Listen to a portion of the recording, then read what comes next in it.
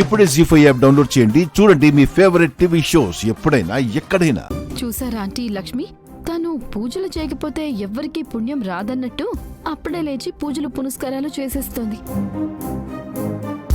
దీన్నే అంటారు అసలు తక్కువ ఆవేశం ఎక్కువ అని. బాగా చెప్పారా ఆంటీ. మనీషా, నువ్వు కూడా రెడీయా? వెళ్దామా? ఎక్కడికి మిత్రా? క్వారీకి.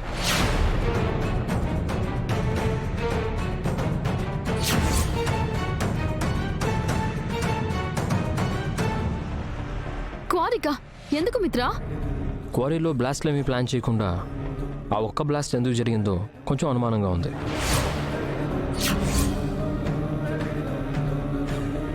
వెళ్ళి ఎంక్వైరీ చేస్తే ఏమైందో బయటపడుతుంది. అదేదో పొరపాటున జరిగినట్టుంది మిత్రా. దాన్ని ఎంక్వైరీ చేయడం వల్ల లాభం ఏంటి? ఆ పొరపాటుగా జరిగిందా లేక ఎవరి ప్రోద్బలం వల్ల జరిగిందా అనేది మనం తెలుసుకోవడం చాలా ముఖ్యం. ఎందుకంటే అది చిన్న పొరపాటు కాదు, ఒక ప్రాణాన్ని తీయగలిగేటంత పెద్ద పొరపాటు.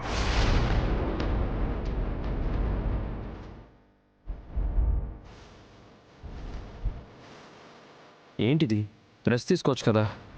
తీసుకోండి.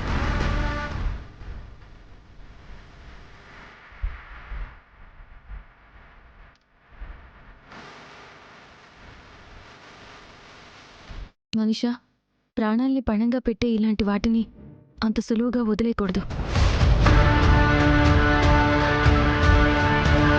ఆ పని వెనుక ఉన్న కారణాలని, ఆ పని తలపెట్టిన వాళ్ళని బయటికి లాగాల్సింది.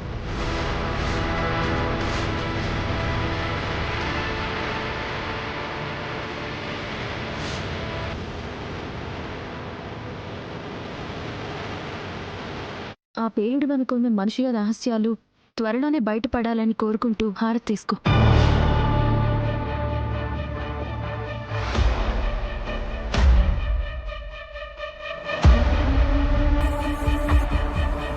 ఇప్పుడు ఎంక్వైరీ గానీ మొదలు పెడితే నా బండారం మొత్తం బయటపడుతుంది.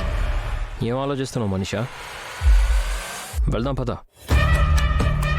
మిత్ర, నీకు కూడా ఒంట్లో బాలేదు. తగిలిన దెబ్బలు కూడా ఇంకా తగ్గలేదు. అప్పుడే ఈ ఎంక్వైరీలు, ఇన్వెస్టిగేషన్లు నీకెందుకు చెప్పు?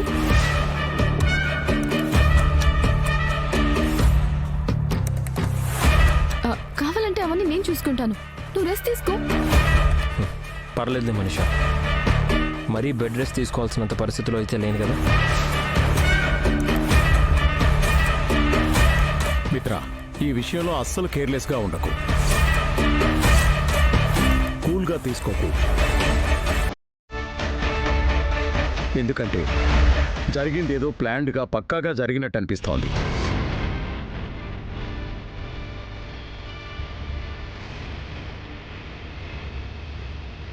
పైగా ఆ ప్రవీణ్ మిట్టల్ మన మీద పగబట్టినట్టు అనుమానంగా ఉంది.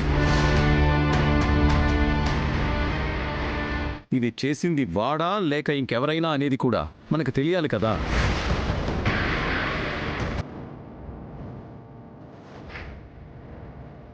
అవును, అందుకే ఈ విషయాన్ని నేనే దగ్గరుండి మరీ ఇన్వెస్టిగేట్ చేద్దాం అనుకుంటున్నాను. జీ5 యాప్ డౌన్లోడ్ చేసి అన్ని ఎపిసోడ్స్ పూర్తి ఉచితంగా చూడండి.